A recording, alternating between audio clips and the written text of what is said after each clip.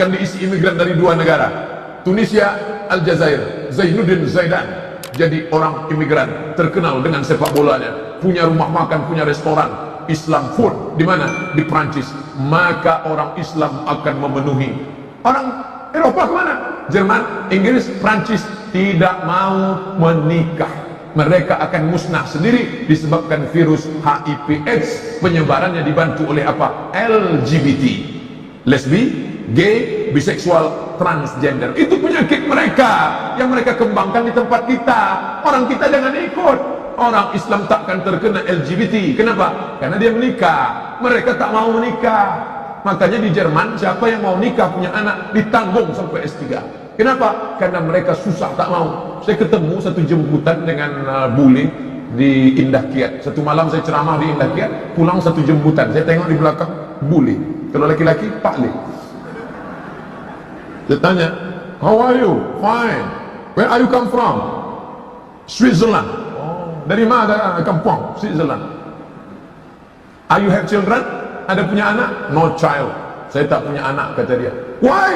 Kenapa? Saya bilang, no time. Tak ada waktu, kata dia.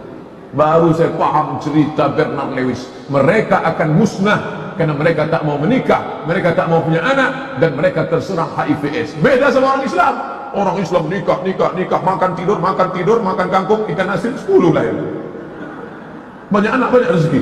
Akhirnya umat Islam populasinya besar, mereka akan musnah. Maka orang Eropa sekarang sedang ketakutan akan kebangkitan Islam itu. Jangan sampai di Eropa bangkit, di Amerika bangkit, di tempat kita malah hilang.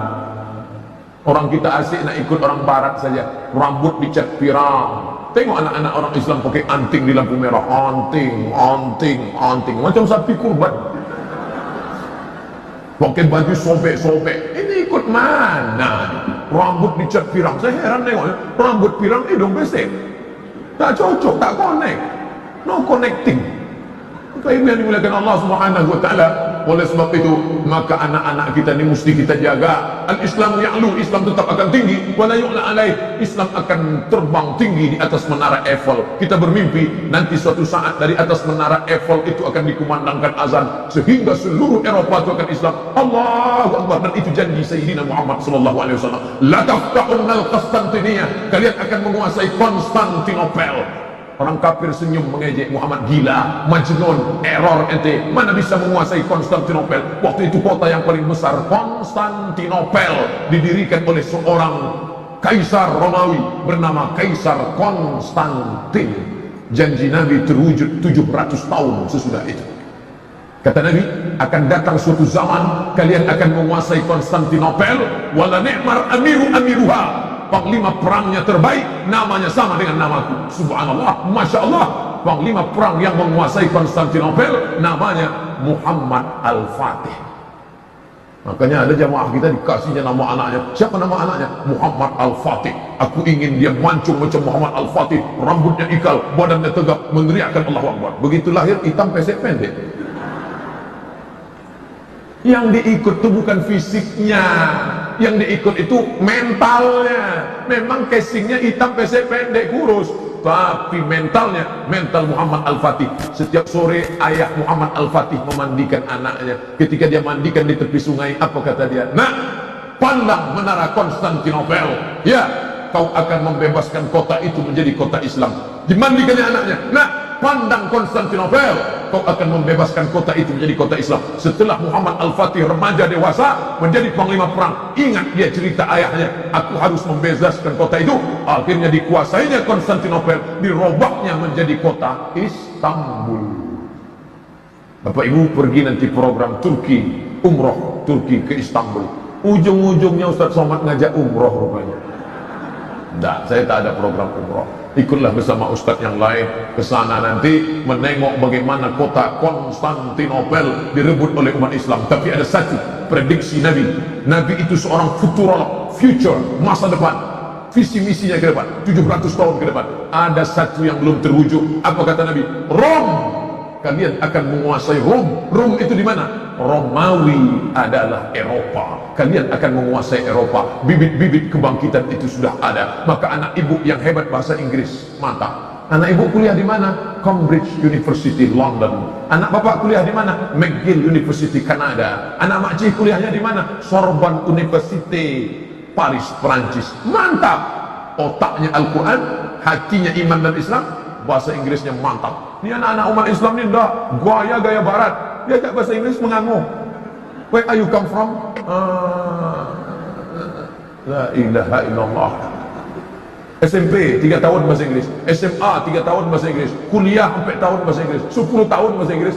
Naik pesawat yang bisa ditangkap cuma 3. Good morning, ladies and gentlemen, thank you. Silakan. Makanya tidak ada yang bisa menguasai Islam ini ke depan. Orang yang hebat bahasa Inggris, hebat bahasa Arab, Asmaul Husna di kepalanya. Setiap dia diajak ke Masjid Agung, dia ingat Al-Muhaimin, Al-Jabbar, Al-Mutakabbir, Al-Khaliq. Kalau saya baca Al-Asmaul Husna ini kuat suaranya. Al-Muhaiminul Azizul Jabbarul Mutakabbirul Khaliqul Bari'ul Musawwirul Wafaq. Kemarin 2 hari yang lalu acara pesantren Ramadan dengan ibu-ibu pengajian di Panam. Lama saya datang, ini nyanyikan mereka. Ya Rahman, Ya Rahim, Ya Malik, Ya Qudus, Ya Salam, Ya Mu'min, Ya Muhaimin, Ya Aziz. Pas saya sampai, Ya Ahad, Ya Somad. Bapak-ibu yang dimuliakan Allah, seni kaligrafi Islam. Anak ibu punya bakat seni, silakan tengok cantiknya, masya Allah. Innama ya'muru masajidallah man amana billahi wal yawmil akhir wa aqama sholata wa ata zakat wa lam yakhsha illallah fa asa ulaika yakuna minal muhtadin. Surat At-Taubah ayat 18. Kapan ini ditulis? 18 Maret 2003, tanggal 14 Muharram 1423. Yang menulisnya siapa? Muktamar. Ustaz kok tahu? Itu tanda tangannya, Muktamar. Meninggal orangnya, sekarang masih hidup.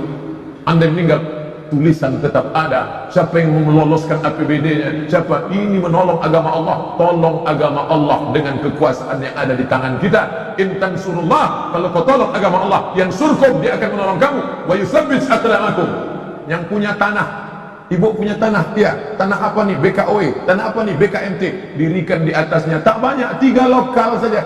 SMP kelas 1, SMP kelas 2, SMP kelas 3, SMP IT BKOE, SMP IT PKK, SMP IT BKMT, SMP IT macam-macam, sudah bisa menyelamatkan anak umat Islam 120 orang. 40, 40, 40, 120 sudah selamat. Kristenisasi, liberalisasi, komunisasi, rusak kepala anak-anak kita. Masuk pagi, pulang sore, full day. Masuk jam 8, pulang jam 4, tamat SMP, hafal Quran 3 juz, juz 30, juz 1, juz 29. Masuk SMA IT, tambah lagi. Insya Allah tamat SMA, anak Riau hafal Quran 6 juz. Berapa hafalan Qurannya? 6 juz. Dulu 3 juz, juz pokat, juz melon, juz mangga. Sekarang sudah Al-Quran di kepalanya. Berapa pelajaran agamanya? 5 pelajaran agama. Quran hadis, bahasa Arab, sejarah Islam, fikih, akidah. Kenapa diajarkan Quran hadis? Supaya jangan sampai meninggalkan Quran. Kenapa diajarkan bahasa Arab? Supaya dia ngerti apa yang dia baca dalam sholat, supaya dia paham apa yang dia baca dalam Yasin. Tak ada orang sholat pakai bahasa Inggris. Sampai hari ini belum ada orang Riau sholat pakai bahasa Inggris. Inna sholati, my praying, wa mahyaya, my life, wa mamati, my die, lillahi ta'ala, for you, oh my God. Tak ada. Ajarkan dia Quran hadis, ajarkan bahasa Arab, ajarkan akidah akhlak, lurus akidahnya, tidak menyembah batu, tidak menyembah cincin, tidak ikut sekuler, tidak ikut liberal. Ajarkan fikih, biar tahu dia nanti kalau emaknya nanya, nak, kalau emak sudah sholat witir di masjid, pulang ke rumah, masih bolehkah emak tahajud? Boleh, mak, karena walaupun sudah witir nanti malam tetap boleh. Bolehkah emak gosok gigi waktu puasa? Boleh. Belajar apa? Fikih, fikih, fikih. Ini semua mesti ditanamkan. Ajarkan sejarah Islam, supaya apa? Mengerti dia dulu Islam ini Nabi Muhammad, selesai Nabi Muhammad Abu Bakar, Umar, Utsman, Ali, selesai Khulafaur Rasyidin Bani Umayyah, selesai Bani Umayyah, Bani Abbasiyah, hancur Bani Abbasiyah, diakhiri dengan Turki Utsmani 1924, hancur kekuasaan umat Islam, menjadi negeri-negeri kecil boneka-boneka yang dipermainkan oleh Amerika dan Eropa. Mengerti dia sejarah agamanya, mengerti dia sejarah negerinya, itu dimasukkan ke dalam sekolah umum, casingnya SMP, casingnya SMA, tapi di dalamnya ada signal 5 pelajaran agama Islam. Yang punya tanah banyak luas, untuk apa tanah banyak-banyak kosong? Ibu punya tanah, iya. Ibu punya duit, iya. Gabungkan tanah dengan duit, didikan 3 lokal. Banyak guru-guru kita, saudara-saudara kita, cerdana guru yang belum bisa digunakan ilmunya, pakaikan. 5 guru terpakai. Guru bahasa Arab, guru akidah akhlak, guru fikih, guru Quran hadis, guru sejarah Islam. Sudah berapa bisa menampung pekerjaan? Anak kita selamat, negeri kita aman. Caci maki, sumpah serapah tak menyelesaikan permasalahan. Sekarang kita bangga, jamaah haji terbesar Indonesia, jamaah umroh terbanyak Indonesia. Ini buih-buih di tengah lautan. Dia mudah dipecah, dipukul ombak, dihempas gelombang. Kalau didalamkan agamanya, insya Allah dia akan kuat. Bagaimana kuatnya? Nih, BKW, BKMT, PKK, semuanya sama. Ibu-ibunya saya tak ragu, sikit pun saya tak ragu, ibu-ibunya sudah selamat. Tapi anak-anaknya yang di luar sana, siapa yang menyelamatkan? Yang masih pakai baju minimalis, yang masih pakai baju you can see, yang masih pakai baju rok setengah tiang. Tak mungkin Ustaz Somad mengambil ceramahnya. Ini sekarang kalau pergilah kita habis sholat ini pergi ke Ramayana, berserak orang pakai baju sepotong-sepotong, tak mungkin saya ceramah di sana Assalamualaikum warahmatullahi wabarakatuh. Mau dicampakkan mereka saya ke Sungai Siak. Ini tak selesai dengan ceramah, ini tak selesai dengan iktikaf pengajian. Muksi digalang kekuatan, tapi bukan untuk membinasakan, bukan untuk menghancurkan. Islam mengajak orang ke jalan Allah. Ud'u ila sabili rabbik, ajak orang ke jalan Allah bil hikmah, dengan cara yang santun. Wal mau'izatul hasanah, suri tauladan yang baik. Dia mesti debat dengan cara baik. Wajadilhum, debat mereka billati hiya ahsan, dengan cara yang lembut. Maka dia akan, tapi jangan kau sangka dia masuk Islam karena lidahmu, bukan. Inna rabbaka huwa a'lamu biman dhalla an sabilih, Allah lebih tahu siapa yang dapat hidayah. Wa huwa a'lamu bil muhtadin, berwarna-warni, beraneka ragam. Kenapa tiba-tiba keluar kata berwarna-warni? Gara-gara menengok jilbab warna-warni. Ada kuning, ada putih, ada merah, ada biru, ada hijau, ada ungu, tapi semuanya sama-sama menghadap Allah, sama-sama asyhadu an la ilaha illallah wa asyhadu anna Muhammadan Rasulullah. Bertetangga dengan Sunda, bertetangga dengan Islam, bertetangga dengan Kristen, bertetangga dengan Cina, bertetangga dengan Konghucu, semuanya adalah hamba Allah. Aku beriman kau mungkin posisimu juga akan dapat hidayah kalau aku selalu mengajak kau ke jalan yang benar, tapi andai tidak, Allah yang memberikan hidayah. Allahumma ja'alna sababan liman ihtada. Itu salah satu doa. Jadikanlah orang ini dapat hidayah, tapi dapatnya melalui lidah. Ada orang-orang yang bukan ustaz, bukan ustazah, tapi orang lain bisa dapat hidayah karena mulut dia, hanya karena ngajak ngobrol, hanya cerita, hanya satu kantor.